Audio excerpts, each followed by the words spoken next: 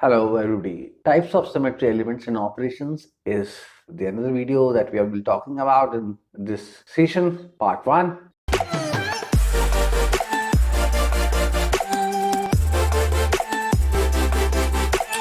In the earlier session, we have studied that symmetry elements are geometrical entities such as a point, a line, or an axis, and a plane through which a symmetry operation can be performed. And a symmetry operation is the movement on a body which ultimately results in a superimposable configuration. Now, in this video, we are going to discuss the types of symmetry elements and operations. Let us discuss them one by one. The point number 1, symmetry element none. The operation is identity and symbol is capital E. If we choose a point as a symmetry element, then the operation would be center of symmetry, center of inversion, inversion center, etc., denoted by I.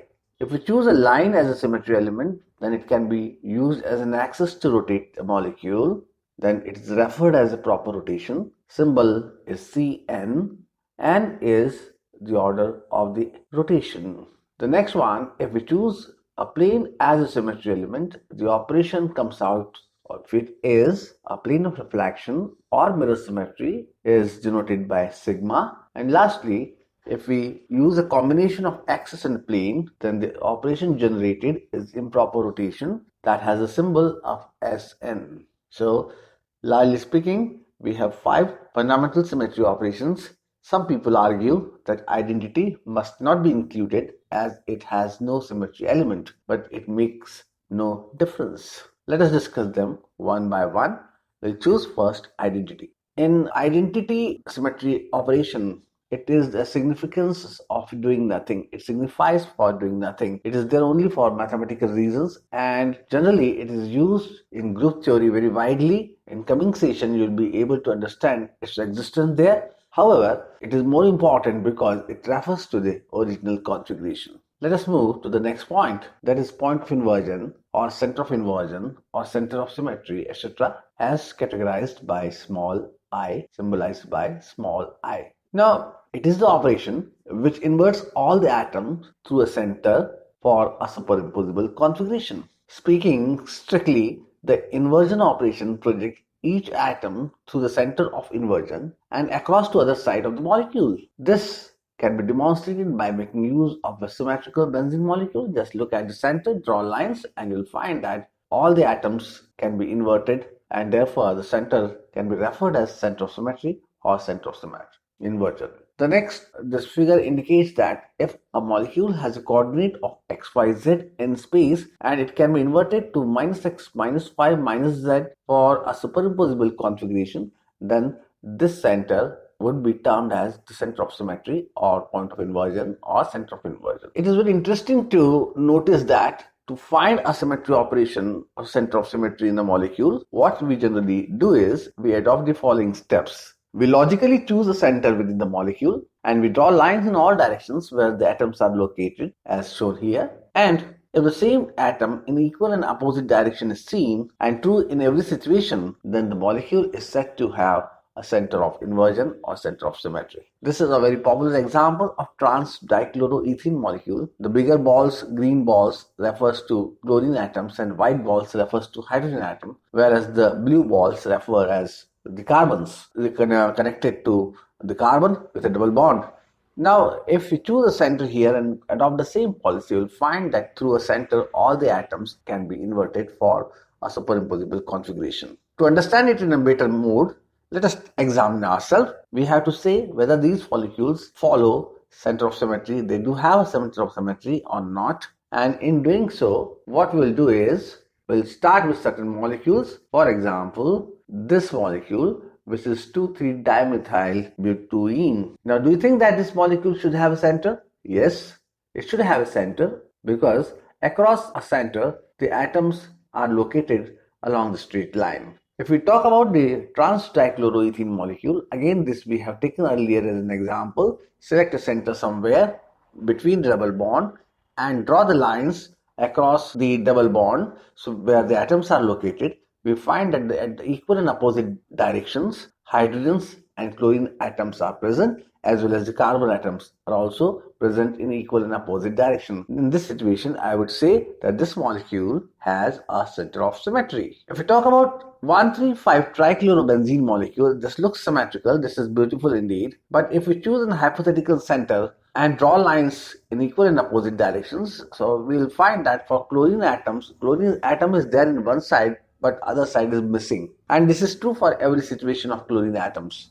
And though the molecule appears to be symmetrical, but it does not have a center of symmetry. Similarly, if we will examine that methane molecule, the water molecule, and the ammonia molecules do not have a center of symmetry, as the atoms on other sides are not present. So conclusively, all the atoms in a molecule can have a center of symmetry if they are projected for the inverted configuration, which results in a superimposable manner. The another operation would be the axis of rotation, axis of symmetry, also commonly known as proper rotation. This is there, for example, you just see here the water molecule, which is rotated along an axis, so-called a C2 axis here.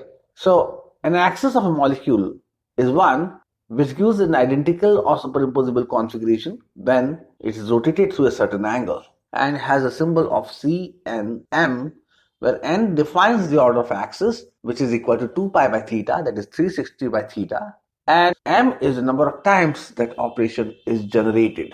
Now, a molecule may have one or more rotational axes, but one with the highest order is known as the principal axis. If you refer to this water molecule on the figure, you see that rotation by 180 degree would be in operation. Consider the case of boron trifluoride molecule.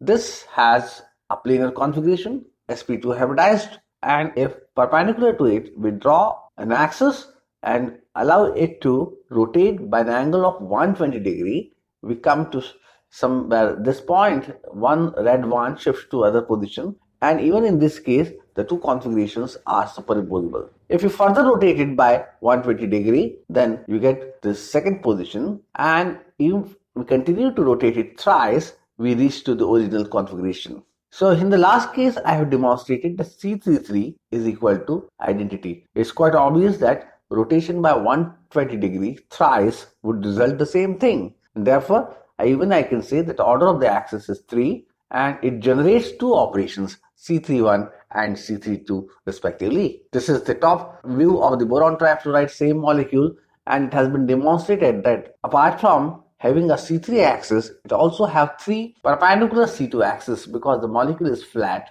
and these C2 axes respectively pass from boron-fluorine bonds, boron-fluorine 1, boron-fluorine 2, boron-fluorine 3, and through these axes we can rotate the molecule by 180 degree for superimposable configuration. If we consider the case of ammonia molecule has sp3 typical structure and it's a pyramidal structure. The C3 axis is typically present in this molecule, though this is not a flat molecule, but like boron trifluoride, this is going to generate two operations, C31 and C32. Rotation once by 120 degree, rotation twice by 120 degree, because the third time rotation is going to result in identity. As far as the benzene molecule is concerned, it's quite beautiful, quite symmetric. This has got an C6 axis perpendicular to the molecular plane, or a molecule if taken in a flat manner, because it allows us to rotate 6 times by an angle of 60 degree. This axis would be called as C6 axis, and using a C6 axis, we can generate number of operations like C61, C62, C63, C64, C65, and obviously, if we continue to do the same, C6 is going to be identity again. So strictly speaking, that this molecule, this axis rather, C61, C62, C63, C64, C65 and C66 are the operations that are generated by the C6 axis. However, C61 is of course a C61, but C62 is equivalent to C31. Just divide 2 by 6, we get C31. It means rotation by 60 degree twice is as good as rotation by 120 degree once. In the next case, if we divide 6 by 3, we reach to C21. It says that if we rotate by 60 degree thrice, that is as good as rotation by 180 degree once. Similarly, C64 goes to C32. C65 remains C65, it is indivisible, and C66 becomes identity. So though this has got a C6 axis and it is expectedly generating 5 operations because the sixth operation is identity. However, there are only two genuine C6 operations. They are C6-1 and C6-5 respectively. Others are demonstrated in the lower order axis. The same is true for the boron trifluoride molecule we have seen earlier. It has got a C3-1, C3-2 and the C2 axis. To understand better, just think of these molecules: cyclopentane, trans-1,2-dichloroethene, chloromethane, and ferrocyanide ions for their highest order axis. You will find that in first case is going to be C5. In the second case, that is in case of trans-1,2-dichloroethane, perpendicular C2 axis, perpendicular to the flat molecule, a complete 180-degree rotation from Cl to the other Cl is possible that leads to a C2 rotation. In chloromethane, there would be a C3 axis existing that would pass through chlorine and carbon atoms and rotate the molecule thrice for identity, so that would be referred as the C3 axis. Similarly, in a ferrocyanide ion, which is an octahedral in shape, a typical C4 rotational operation exists, which means that if an axis would pass through two perpendicular ions including the iron, then you can have a four-fold rotational axis. This is for you. Just look at these molecules, biphenyl, chlorobenzene and ethylene ground 6, and try to work out what kind of operation, rotational operation, exists in these molecules. Thank you. See you in the next video.